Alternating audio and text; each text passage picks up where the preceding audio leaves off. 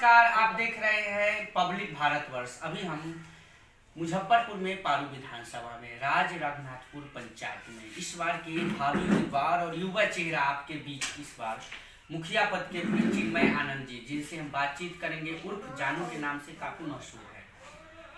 पंचायत में किस तरीके से 5 साल में कार्यकाल रहा, एक ऐसा युवा चेहरा आपके पंचायत में इस बार उम्मीदवार बन रहा है जो एजुकेटेड है, शिक्षा है, जो बेरोजगारी, शिक्षा और महिला पे बात करता हो। और जानने की कोशिश करेंगे, लोगों से मिल रहे हैं, लोगों की क्या प्रतिक्रिया आ रही है। चिन्मय आनंद जी, सबसे पहले नमस्कार जी। लोगों से मिल रहे हैं, लोगों की क्या प्रतिक्रिया है? लोगों का देखिए, वैसे तो हमारे क्षेत्र में देखा जाए तो पढ़े लिखे लोगों की संख्या कम है, लेकिन उसके बावजूद भी लोग जो है काफ़ी समझदार है। तो काफ़ी अच्छा प्रभाव रहा है जब से मैं क्षेत्र में आया हूँ, और लोग काफ़ी उत्साहित हैं मुझे लेकर कि एक पढ़े लिखे नए युवा को मौका देना चाहते हैं। नए युवा को मौका देना चाहते हैं। क्या ये युवा मौका मिलेगा तो क्या पंचायत में खड़े उतरेंगे लोगों के? देखिए, मेरा पहले से कभी कोई इरादा नहीं था कि मैं राजनीति में आऊँ, लेकिन जब मैं घर पे मैं काफ़ी कम रहता था। मेरी पढ़ाई हमेशा से बाहर ही हुआ, और मैंने इंजीनियरिंग भी किया हुआ है। उसके बाद मैंने 2-3 साल जॉब भी करी। लॉकडाउन के वक्त में मुझे कुछ ज़्यादा वक्त मुझे अपने गांव में रहने का मौका मिला, और यहाँ रहते हुए मैंने महसूस किया कि जो काम सही तरीके से होना चाहिए वो हो नहीं रहा है, और जो भी मुखिया होते हैं पद पे, वो जिम्मेदारी से इस पद का जो है निर्वहन नहीं करते हैं। तो मैंने सोचा कि क्यों ना एक प्रयास जो है हमारे समाज के लिए किया जाए, क्योंकि कोई भी अगर मुद्दा देखे तो हर एक मुद्दे पे जो है असफल रहे हैं वो, चाहे वो शिक्षा की बात हो, स्वास्थ्य की हो, रोजगार की हो, ये महिलाओं को रोजगार देने का हो, या फिर युवाओं को, हर एक चीज़ पे जो है हमारा सरकार या फिर मुखिया की बात कर ले वो असफल रहे, और घूसखोरी काफ़ी चरम पे रही है। अब जैसे कि आवास योजना की अगर बात करें तो उसमें 20-20 हज़ार रुपये जो है उन्होंने मनमाना जो है आवास देने के लिए जो है लिए हैं मुखिया लोगों ने। जब ये मेरे नज़र में आई कि ऐसा क्यों हो रहा है, तो सबसे पहले तो मैंने लोगों से बात करना शुरू किया। तो लोगों ने कहा, एक इन लोगों के मन में डाल दिया गया है, मतलब एक प्रोग्रामिंग कर दी गई है कि बिना पैसे का काम नहीं होगा। तो मैंने तह में जाने की कोशिश करी, तो देखा कि जो भी लोग, जैसे जिन लोगों का आवास आता है, तो पहले तो जो भी दलाल लोग होते हैं उनके पास जाते हैं और कहते हैं कि अगर काम नहीं हो, पैसा नहीं दोगे तो काम नहीं होगा। तो इस विषय पे मेरी बात वीडियो से भी हुई। संजय कुमार सिन्हा वीडियो है हमारे पारू ब्लॉग में। तो जब फ़ोन के दौरान मेरी बात हो रही थी कि लोग आपके बारे में ये कहते हैं कि आप घूसखोर हैं, पैसा लेते हैं, बिना पैसा आवास आप रिलीज़ नहीं करते, तो फ़ोन पे मुझे बोले कि चिन्मय जी ऐसा नहीं है, एक भी रुपया देने की ज़रूरत नहीं है, और आपका काम जो है सभी लोगों का, जिन लोगों का भी फंड आया होगा तो काम होगा बिना पैसे का। तब मैं कुछ लोगों से बात करी, और लोग इसमें हामी भी भरे, कुछ लोग, उनको लगा कि चलो ऐसा भी हो सकता है, तो वो जो है कुछ लोगों ने मना किया, और उनका जो है काम भी हो रहा है। तो इस तरीके से लोगों को गुमराह किया जाता है, बरगलाया जाता है, और भ्रष्टाचार को जो है काफ़ी बढ़ावा दिया जा रहा है। और चाहे वो शिक्षा की देख ले, रोजगार की बात कर ले, या स्वच्छता की बात कर ले, शौचालय बहुत लोगों के पास आज भी हमारे पंचायत में नहीं है। हमारी दुनिया कहाँ से कहाँ निकल रही है, हम टेक्नोलॉजी हर 6 महीने में हमारी चेंज होती है, लेकिन आज भी जब मैं बाढ़ का समय आया था, औरतों को जब मैं रोड पे देख रहा था शौचालय जाते हुए, तो मन में काफ़ी दुख होता था कि चलो एक प्रयास जो है यहाँ के लिए मैं करूँ।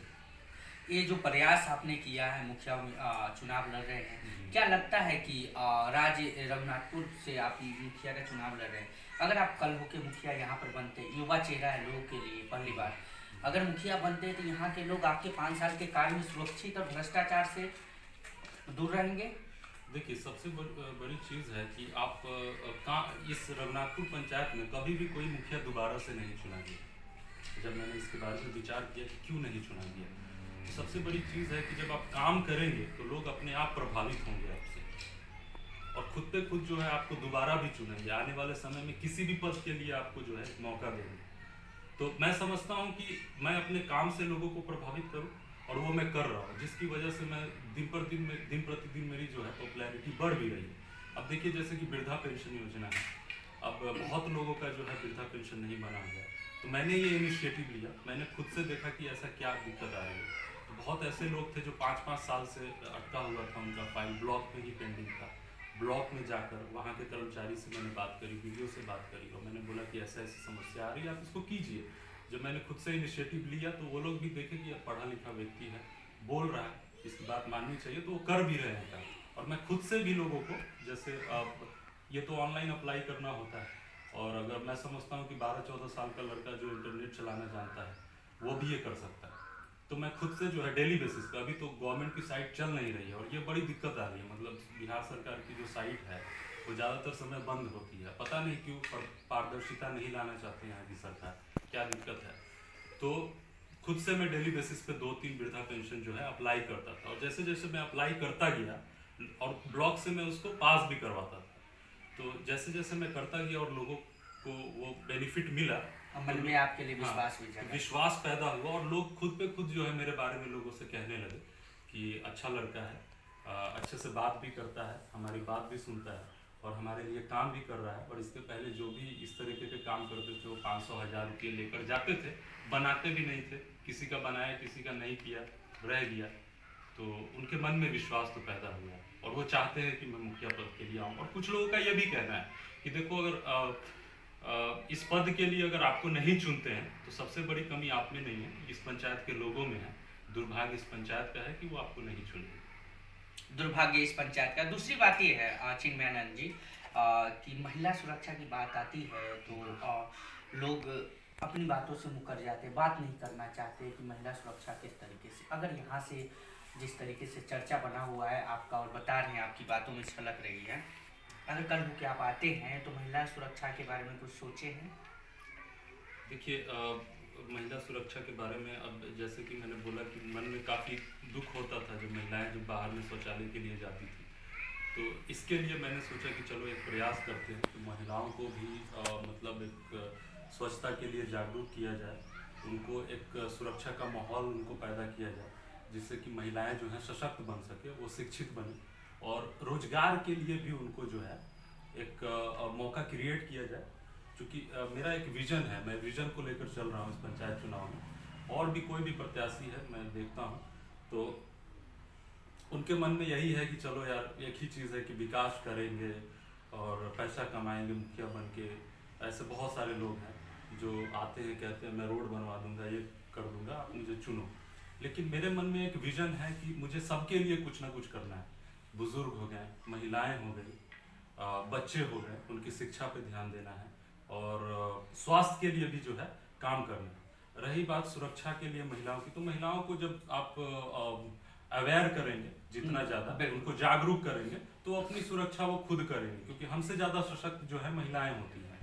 तो मैं चाहता हूं कि मैं इस पद पे आने के बाद हर एक घर की महिलाओं को कुछ ना कुछ रोजगार से जो है मैं जोड़ सकूं। एक ट्रेनिंग सेंटर्स मैं खुलवाऊं जहां पे लोग छोटे मोटे रोजगार से जुड़े, जैसे सिलाई हो गई, कढ़ाई हो गई, कोई भी जो हमारा जो भारतीय जो सभ्यता में बहुत सारी चीज़ें हमने शुरू से करते आए हैं, उन सब छोटे छोटे रोजगार से उनको जुड़े, ताकि वो घर का भी काम करे और समय मिले, फुर्सत मिले तो आय का भी एक जरिया उनको मिले, आय का जरिया मिले। दूसरी बात यह है कि यहाँ के जो मुखिया है, सिटिंग मुखिया है, उनका 5 साल का कार्यकाल आप किस नज़रिए से देखते हैं? देखिए, ये जो 5 साल उनका रहा, यही तो देखते हुए मैंने एक डिसीजन लिया कि चलो मैं एक प्रयास करूंगा यहाँ का। पहली सबसे बड़ी चीज़ तो यहाँ के जो प्रेजेंट मुखिया उम्मीदवार हैं, एक तो उनके रीजन में काफ़ी घुसखोरी उन्होंने ये आतंक मचा दिया है। आवास इस 5 साल में बहुत सारे लोगों को आवास मिला, क्योंकि सरकार का टारगेट था 2022 तक सभी लोगों को आवास देना। हर एक घर पे बैठा कर जो है मतलब लोगों के अकाउंट से पैसा निकलवा के सीएसपी वालों को 20-20 हज़ार रुपये उन्होंने दिए, और जो भी कार्य हुआ वो सही से नहीं हुआ। अब यहाँ पे देखिए, मुखिया कोई भी मुखिया बनता है तो सभी के लिए मुखिया होता है, लेकिन यहाँ के लोगों का कहना है कि मुखिया जी के पास अगर कोई काम के लिए जाते हैं तो कहते हैं तू तो हमारा वोटे ना दिला, तो हम तोरा लिए काम करियो। तो इस तरीके का अगर प्रतिनिधि आता है तो ये समाज के लिए एक सवाल खड़ा उठता है कि क्या होगा भविष्य हमारा। भ्रष्टाचार, दलाली कितनी है? दलाली तो देखिए, मुझे लगता है कि यहाँ पे ऊपर से नीचे तक अगर आप किसी भी अफसर से मिलने जाए तो उनमें एक अलग एटीट्यूड है। एटीट्यूड इस प्रकार का है कि वो किसी से मिलना नहीं चाहते। उनको लगता है कि पता नहीं वो राजा है, क्या है, सेठ है, मतलब उनको जनता के लिए कुछ करना ही नहीं, इस प्रकार का है।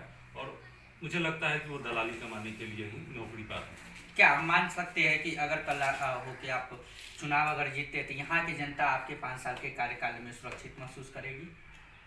बिल्कुल मैं समझता हूँ कि मेरे कार्यकाल में लोग बहुत सुरक्षित महसूस होंगे, बहुत सेफ रहेंगे, क्योंकि सबसे ज़्यादा मैं ध्यान जो है शिक्षा पे देने वाला हूँ।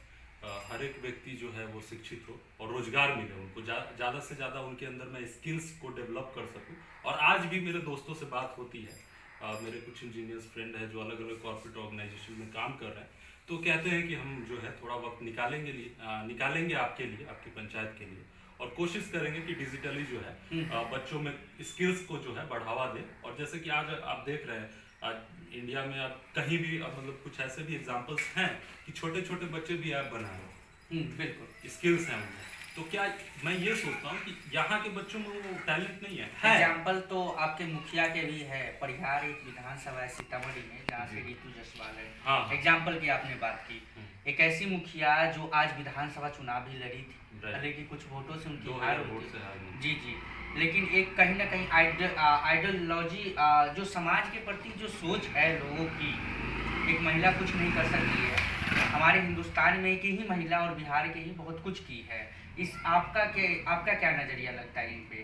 जी, ऋतु जायसवाल जी के बारे में जब मैं पढ़ा तो काफ़ी मैं पॉजिटिव हुआ। मतलब मुझे लगा कि चलो मैं भी कुछ कर सकता हूँ, जब वो महिला कर सकती है बिल्कुल, तो मैं भी एक प्रयास कर सकता हूँ। मैं प्रयास करने से पीछे नहीं हटूंगा, चाहे मैं हारूं या जीतूं, ये तो जनता के ऊपर है। हाँ, बिल्कुल। लेकिन कहीं ना कहीं ऋतु जायसवाल जी का एक विचार से मुझे एक प्रेरणा मिली कि मैं आगे बढ़ूं।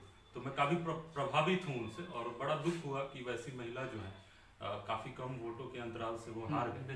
तो इसका मन में जो है काफ़ी दुख मुझे था। दूसरी बात यह है कि हमारे चैनल के माध्यम से माननीय मुख्यमंत्री जी से कुछ संदेश, कुछ कहना चाहते हैं आप? मैं मुख्यमंत्री जी को यही कहूँगा कि देखिए, नीतीश कुमार जी, हम सभी लोग आपका आदर करते हैं, सम्मान करते हैं, और इस सम्मान को बचाना आपके हाथ में है। क्योंकि मैं चाहूँगा कि जितने भी आपके अफसर लोग हैं, सभी के साथ आप एक मीटिंग लें और उनमें एक देश प्रेम का एक जो है अलग जगह है, उनमें सेवा की भावना लाए। क्योंकि इससे बड़ा मैं समझता हूँ कि कुछ भी नहीं। आप कितना भी दौलत कमा लेंगे, कितना भी भ्रष्टाचार कर लेंगे, लेकिन जब आप काम करेंगे, आपके मन में सेवा की भावना उत्पन्न होगी, तो इससे ज़्यादा सम्मान आपको जीवन में कहीं नहीं मिलेगा। मरने के बाद भी आपको जो है लोग याद करेंगे। दूसरी बात है, ग्राम पंचायत राज रघुनाथपुर के जितने सारे वासी है, जनता है, उनका कोई संदेश आने वाले चुनाव के लेके? समझा नहीं। यहाँ के जितने सारे वासी है, जनता है, आने वाला जो चुनाव है उनको कोई संदेश देना चाहते हैं आप? संदेश मैं यही देना चाहूँगा कि देखिए, आप काफ़ी, आपके पास इस चुनाव में जो है एक मौका होगा, एक कॉम्पिटिटिव फीलिंग होगी, क्योंकि बहुत सारे प्रत्याशी होंगे इस उम्मीदवार में, एक से एक प्रत्याशी आएंगे। शायद कोई डॉक्टर भी हो, कोई सरपंच भी हो, कोई मतलब उतने पढ़े लिखे भी नहीं हो, कोई बिजनेसमैन भी आ रहे हैं, एक इंजीनियर भी हो जैसा कि मैं। तो आपके पास एक मौका है चुनने का कि कैसा प्रतिनिधि आपको चाहिए, किस प्रकार का प्रतिनिधि चाहिए। तो ये सब आपके हाथ में है, और आप सोच समझ के विचार करो। मैं ये नहीं कहता हूँ कि आप मुझे चुनो, मैं आपके हाथ पैर नहीं जोड़ूंगा कि आप मुझे मतलब मुखिया बनाइए, जैसा कि बहुत लोग करते हैं। बट आपके पास दिमाग है, समझदारी है, और सोच समझ के जो है आप चुनाव कीजिए। यही मेरा एक संदेश जो है यहाँ के लोगों को रहेगा। राज्य रघुनाथपुर पंचायत में चिन्मया आनंद जी से हम बातचीत कर रहे थे, उर्फ जानू जी के नाम से काफ़ी मशहूर है। एक ऐसे प्रत्याशी राज्य रघुनाथपुर पंचायत में इस बार उम्मीदवार है जो शिक्षा, एजुकेशन, महिला सुरक्षा हो या बेरोजगारी हो या बच्चा हो या भ्रष्टाचार के ऊपर आवाज़ उठाने के लिए तैयार है और आवाज़ उठाते रहे हैं। जिस तरीके से इन्होंने इस पंचायत का हाल बताया, कहीं ना कहीं दुख और दयनीय बात है। भ्रष्टाचार काफ़ी है, इनका कहना है। हम यहाँ से अगर आते हैं तो भ्रष्टाचार और दलाली खत्म करेंगे। अब यहाँ की जनता के ऊपर छोड़ते हैं कि कैसा कैंडिडेट चुनते हैं। पेशे से इंजीनियर है और यहाँ की जनता इंजीनियर को चुनती है या नहीं चुनती है, ये तो आने वाला वक्त ही बताएगा। कैमरामैन पिंटू के साथ मैं राजीव।